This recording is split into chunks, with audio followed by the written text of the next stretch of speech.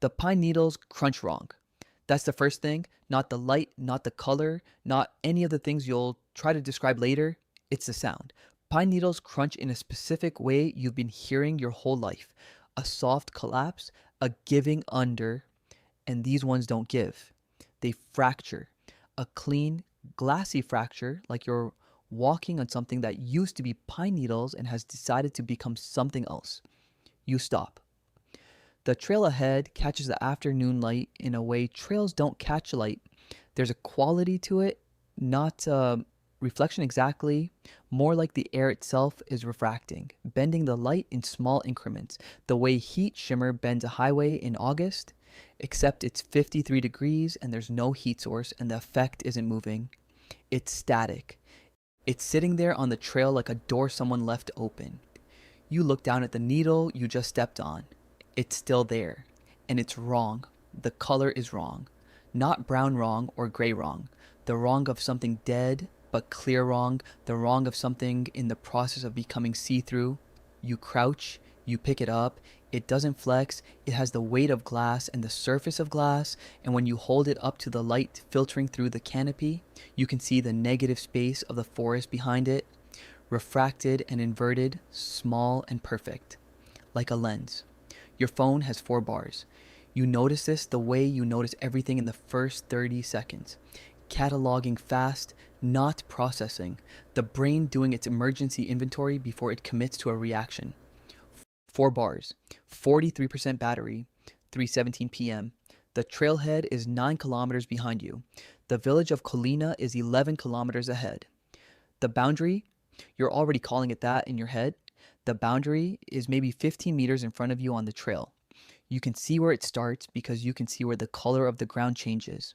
On your side, brown soil, brown needles, green moss on the north faces of the exposed rock. On the other side, something the color of late afternoon ice. Everything the same shape but translated into a different material. Like someone took a photograph of the forest and printed it on glass. You take a picture.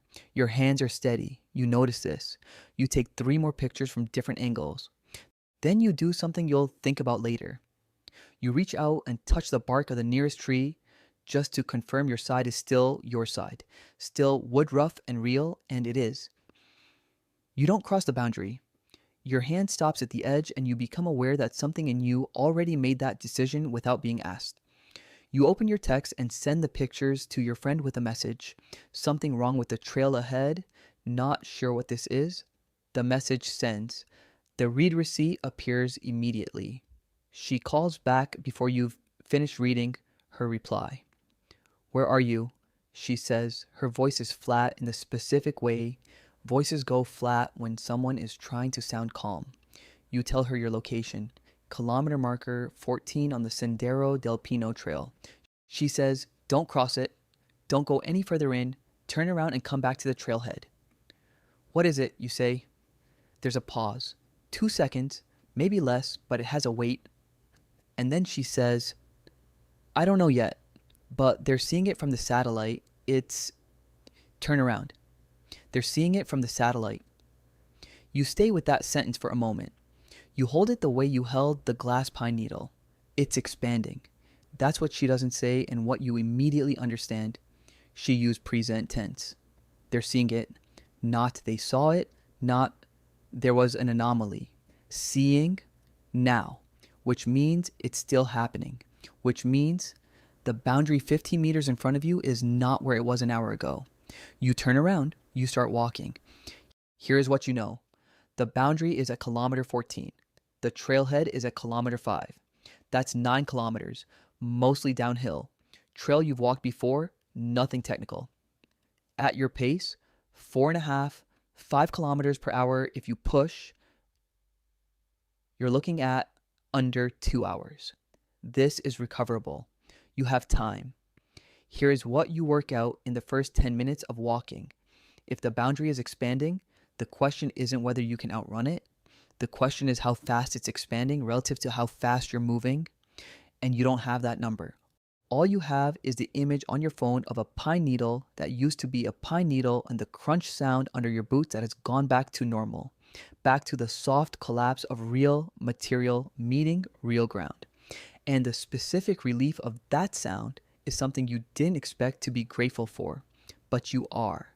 You are grateful for every ordinary step. You call your friend back.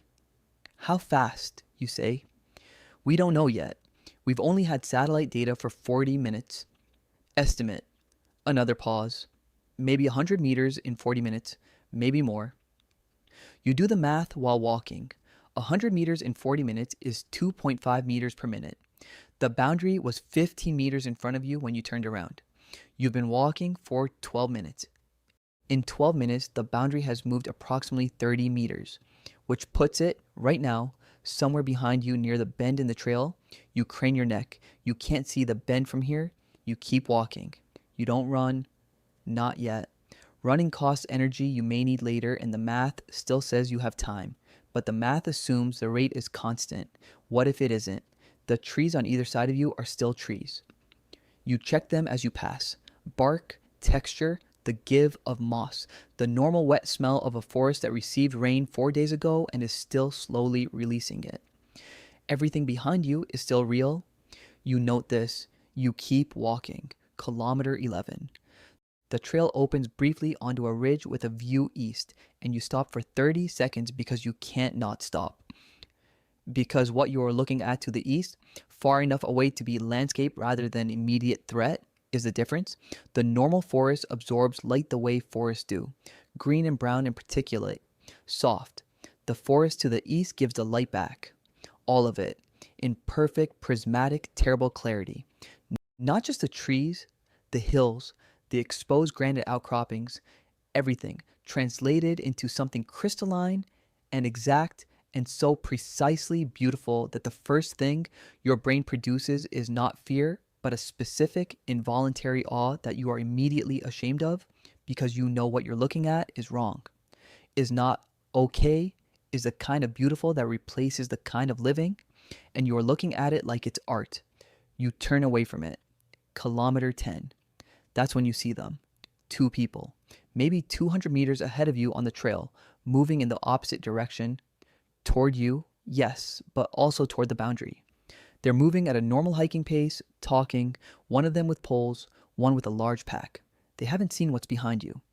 They're coming from the trailhead side, which means they left before any of this was known, which means they have no idea. You have 4 bars. Your phone is at 38%. You are at kilometer 10. The trailhead is at kilometer 5. 5 kilometers. 1 hour, maybe less. The boundary, by your last estimate, is somewhere between kilometers 12 and 13 and moving. If you keep walking without calling out, they'll reach the boundary in approximately 25 minutes, depending on their pace. 25 minutes is also approximately how much buffer you have between your current position and what's behind you, give or take the rate you don't have, which no one has yet. Your friend said, turn around and come back. She didn't say, there are other people on the trail, because she doesn't know. Nobody knows except you. You're the only person on this trail right now who has seen the boundary from inside. You are the only person who knows what 200 meters ahead of those hikers looks like. You can call out to them, close the distance, explain, not all of it, not the satellite data, just stop, turn around, something's wrong with the trail ahead. 30 seconds, maybe a minute standing still, and then more time because people ask questions. People don't just turn around because a stranger says so. You'll try to explain, and they'll want to see your phone, and they'll have their own questions, and all of that is minutes you're not moving, or you can keep walking. Tell yourself the rate is uncertain. The estimate is rough. They might reach the boundary and stop the way you stopped. Recognize the wrongness. Turn around on their own. Tell yourself that your call to your friend already triggered a response, that alerts are going out, that they probably have notifications they just haven't checked, that you've done your part, that the right thing now is to get out. You can feel how easy it would be to believe that. You can feel the shape of the decision you almost make. The one with the poles is a woman. You can see that now. And she's talking, gesturing with her free hand at something in the canopy, and the other one, smaller, maybe a teenager, is looking up at whatever she's pointing at, head tilted back. They look like two people for whom today has been a good day so far. 17 seconds. You've been standing still for 17 seconds. You open your mouth. Hey! The sound comes out louder than you expected. That specific loudness of a voice that has been deciding something and then suddenly stops deciding. Hey, stop. Come back this way. Come back toward me. Don't go any further down the trail. They stop. They turn. The woman with the poles shields her eyes. Even at 200 meters, you can see the particular posture of strangers who have just been shouted at by someone they don't know on a trail. That cautious, slightly irritated stillness of people deciding whether this is an emergency or an inconvenience. You start toward them, 4 minutes to close the distance. The woman's posture shifts from irritated to something else as you get close enough for her to see your face, to see whatever your face is doing right now. The teenager, a girl, maybe 15, with an oversized pack that says this is her first serious hike and someone else packed it for her, takes a half step back when you get close. Involuntary. You register this as information about what you look like. There's something wrong with the trail, you say. You show her the phone, the photos. You try to explain it without the word expanding, without satellite, because those words produce questions and you don't have time for questions. You have time only for turning around. 8 minutes. What is it? Do we call someone? Should we wait for park services? Are you sure? Could it be some kind of mineral deposit? I've read about unusual geological formations that... 8 minutes. Then you're all walking toward the trailhead. The woman with the poles is on her phone with what sounds like park services. The girl is ahead of both of you, moving fast. She understood before her mother did, or she decided to trust the urgency in your voice without needing to understand it. And either way, she is moving at exactly the right pace, and you find yourself specifically glad for her. Your phone rings.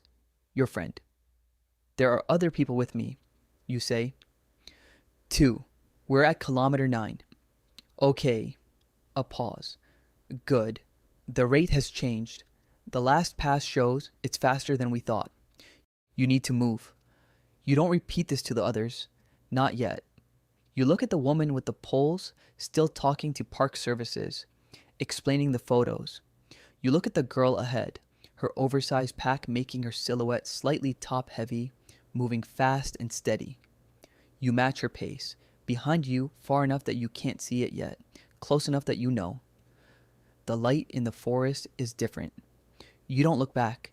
You already know what it looks like. You've seen it. You know the exact quality of that light, the way it takes everything ordinary and makes it exact, makes it perfect, makes it a version of itself that will last and last without the possibility of change or decay or the soft collapse of pine needles underfoot. You keep walking. The trailhead appears at 5:41 p.m., 43 minutes after you found the boundary. 2 Park Service trucks are parked in the lot that weren't there this morning. People in jackets with official text on them. Radio voices and clipboards and the specific, purposeful busyness of a response that has just gotten serious. Someone takes your phone. Someone takes your photos. Someone sits you down and asks you to describe what you saw. The exact colors, the exact sound, the exact smell, which you've been trying to name since kilometer 14 and still haven't. Something that isn't ozone and isn't petrichor and isn't the sweet rot smell of decomposition. Something with no name because there has never been a reason to name it. The woman with the poles is 20 meters away, one hand on her daughter's shoulder. The girl's looking at you with an expression you don't have a name for either. You gave them 8 minutes you didn't know you had. The boundary is at kilometer 8 now. Someone says this near you, not to you. In that way, official people say important things near witnesses without saying them to witnesses. Kilometer 8. You were at kilometer 9 when you made the call. 1 kilometer of buffer. Roughly 400 meters given the rate. You think about the 17 seconds you stood still. You think about how close the math was. Whether it would have been different if you decided differently in those 17 seconds. And whether the version of you that almost kept walking is a version you recognize or one you were becoming on that trail without knowing it.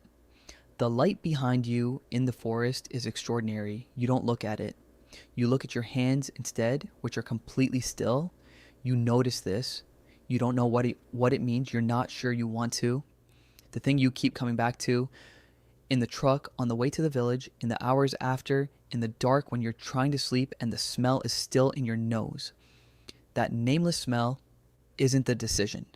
The decision has a logic you can write out in a sentence. Two people, a boundary, a rate of expansion, the math. The thing you keep coming back to is the 17 seconds before. What was happening in those 17 seconds?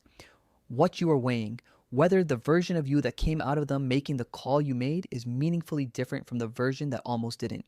Whether it was character or timing or the angle of the afternoon light or the girl's oversized pack or something the smell did to your reasoning that you still can't account for. You don't know. Somewhere in the forest behind you, which you are not looking at, which you will not look at. A pine needle that used to be a pine needle is catching the last of the evening light and holding it perfectly, and will hold it forever in that form without the possibility of change. You think about how beautiful it looked. You think about the fact that you thought so. You don't know yet whether the thing that hesitated for 17 seconds is the part of you that survived today or the part of you that almost didn't.